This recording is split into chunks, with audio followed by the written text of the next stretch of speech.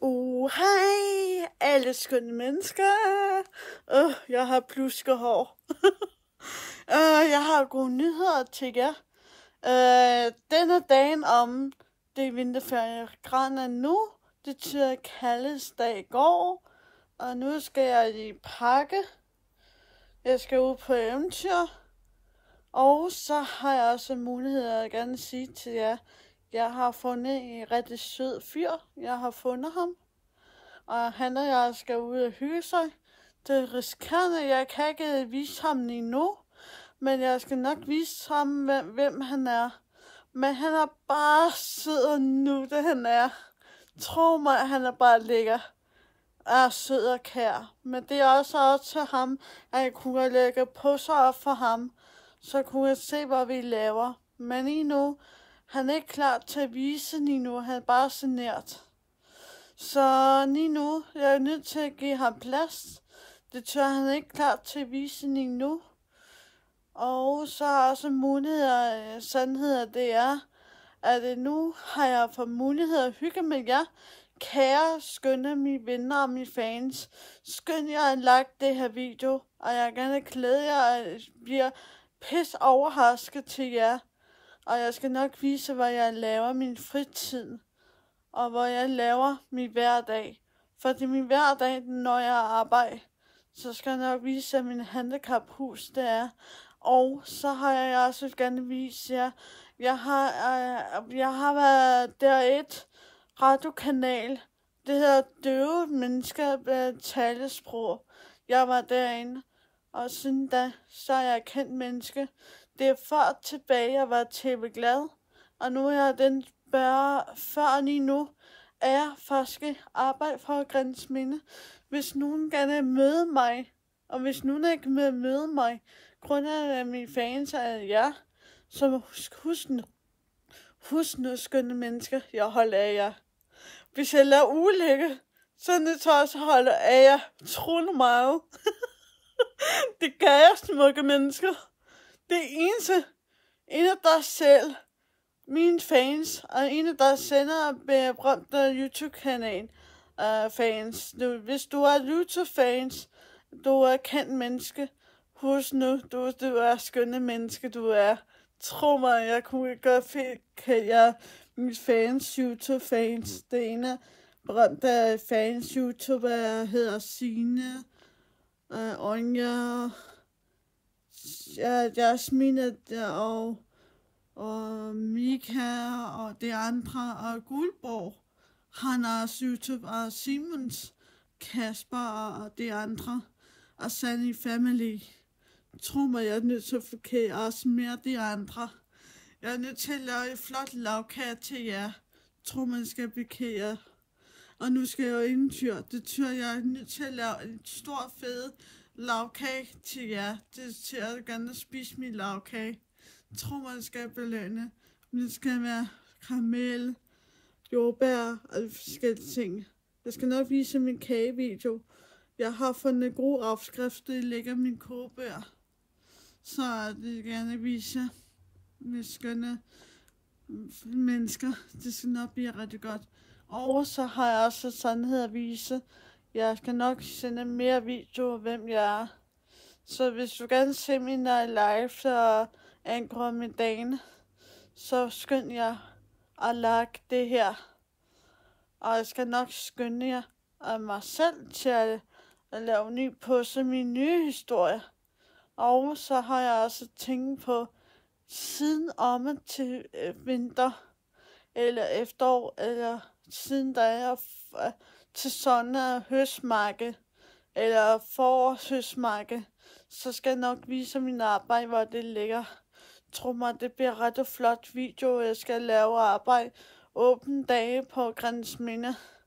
Og det er rigtig gode arbejdsdage. Hvis du gerne møde mig på Grænsminde, så er der også muligheder, at jeg arbejder der.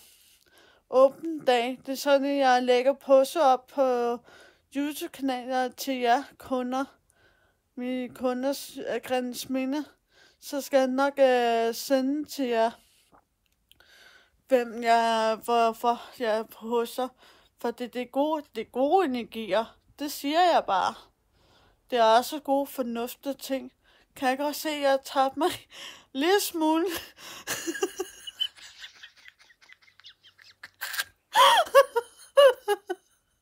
Måske.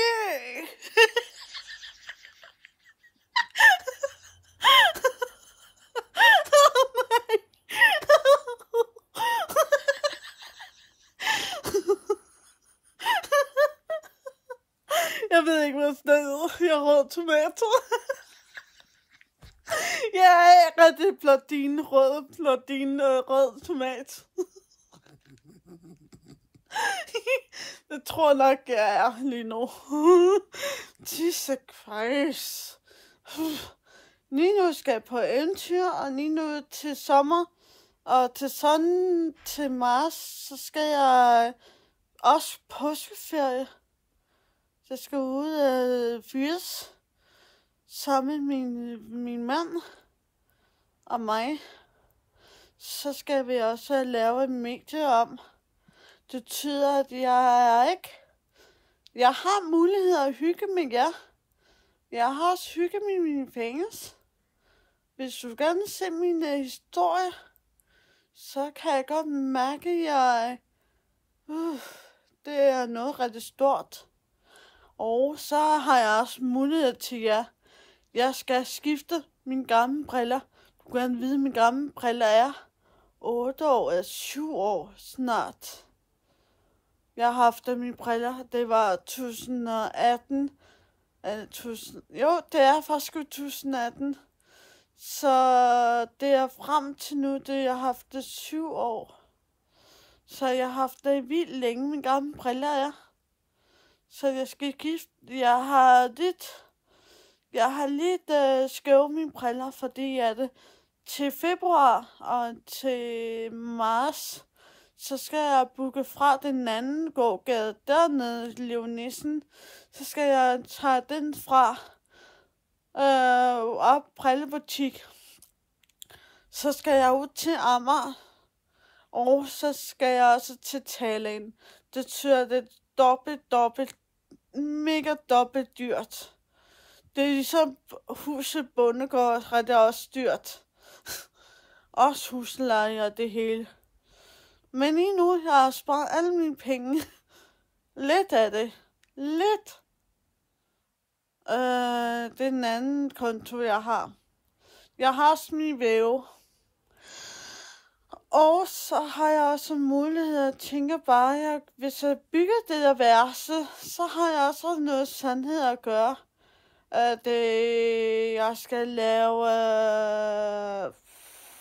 Jeg skal lave min gamer-ting til min kæreste og jeg. Så skal jeg lave Discord, og bagefter det, så skal jeg lave Tinder Suite. Det er sådan en online-spil, jeg spiller i. Så skal jeg også se, hvilke jeg spiller i. Og jeg skal også prøve forskellige ting, skal spille. Så skal jeg GTA, og jeg har haft at spille GTA, siden jeg var lille, og siden jeg var teenager. Og siden jeg var nu, så drømmer jeg meget ved GTA og gåder og GTA. Og det kan jeg godt spille. Og det eneste, jeg skal fatte, det var GTA, min drøm. Det er fucking lækker GTA. Så kunne jeg lyst at spille hjemme hos min kæreste og løse gåder på engelsk. Tro mig, det bliver mega fedt, det glæder mig. Så skal jeg også ud på eventyr med min kæreste og jeg. Vi skal ud på eventyr, hvor jeg er. Og jeg skal... hvis jeg er på... Jeg tænker, at jeg skal købe en egen sommerhus. Så skal min egen penge, det skal ligge i København. Fordi det eneste, det ligger i København. Det sommerhus, det ligger Blådine, København. Det kalder mig for. Det er Blådine. Og jeg er rigtig Blådine. Jeg spiser rigtig meget fisk på Amager. Jeg spiser også meget fisk på Dragør. Det eneste, jeg skulle forsøge, det er Blådine, København. Så kunne jeg shoppe, og vi kunne også shoppe mad og det hele. Så skal jeg have alle mine ting og gamer og ting Det betyder, at jeg skal have en egen koni, stole og senge og det hele. Så skal jeg have min egen tv, koni og det hele. Så koni det er sådan, at jeg skal finde en på drage, eller finde Suezvej, eller finde slags steder, jeg ikke prøver før. Så jeg kunne have lyst til at udforske alene. Det eneste, jeg skal gøre, det skal jeg tage en af gangen, når jeg har råd til det. Og det er mega, mega dyrt, det er husleje. Og koni det er også dyrke grøntsager. Jeg er nødt til at finde ud af det. Det ligger også på Tårnby. Det ligger konihuset derude. Så jeg kunne godt, det tænker der, det ligger derude, så kunne jeg snakke med kommunen på min Amagersted, min kommune, jeg blev følt med. Så skal jeg ind over det og snakke med dem, hvordan det skal gøre. Min tidsnom, så skal jeg nok give jer besked. Og jeg skal også, når jeg giver jer besked, så har jeg betalt KPH-billetter. Kære skønne fans og kære mine venner, jeg har købt KPH-billetter.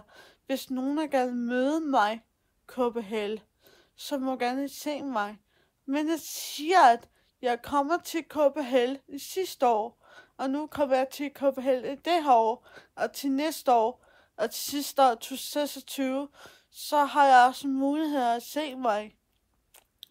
Kære mine skønne fans, og kære mine skønne venner, og kære ukendte venner, og ikke hvis jeg gerne møde mig, og det er ret dyrt, og hvis jeg billetter ret dyrt, så kan jeg ikke nå at se mig. Så kunne jeg også mulighed at se mig ude i København, når jeg tager sted til KPH og tilbage igen, hvis nogen er gerne se mig.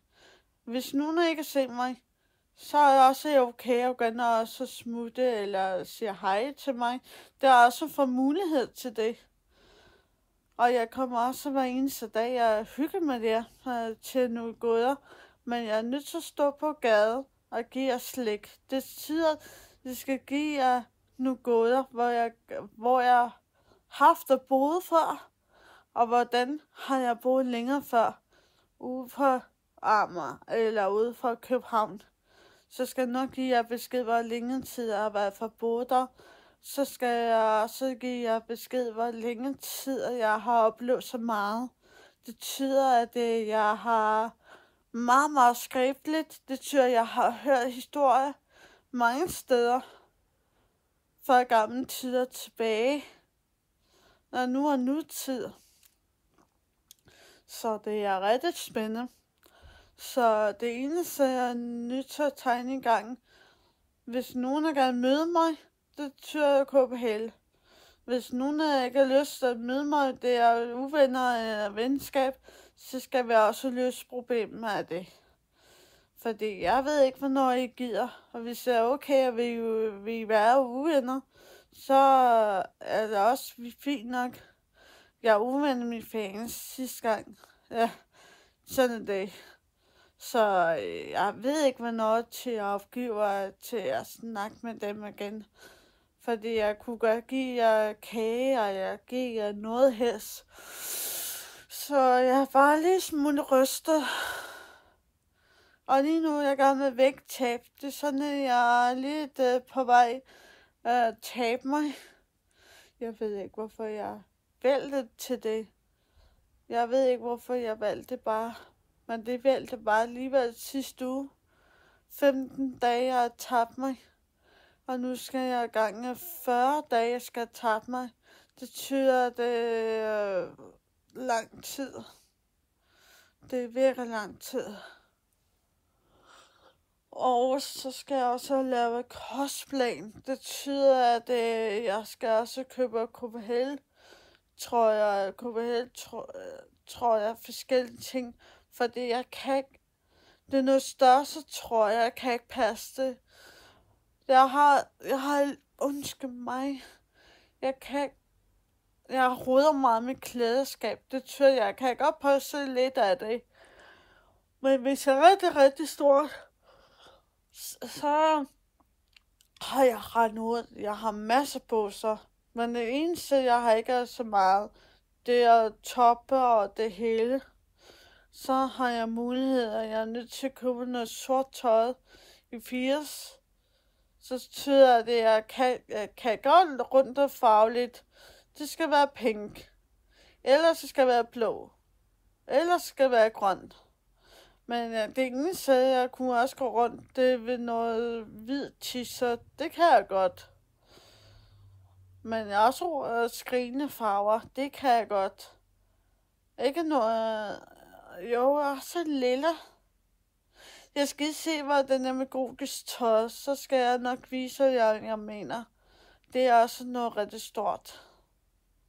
Så hvis rigtig stort er min oplevelse er, så er det også noget gode ting. Så jeg skal nok poste mere videoer til jer, hvor jeg laver min fritid, og hvor jeg laver min hverdag. Det eneste, jeg kan ikke lide, det er okay med danser med klædeligt. Men jeg kan ikke lide det er lidt svært at forstå det her. Der er masser af ting, jeg kunne godt klare mig. Det er også noget mulighed at gøre. Sådan det. Husk nu at like det her skønne video, jeg har fortalt det her. Og jeg skal nok møde jer, og jeg skal nok se jer. Husk nu, skønne mennesker, like det her video, så skal jeg nok på som mit eventyr. Det gør jeg på søndag. Hej.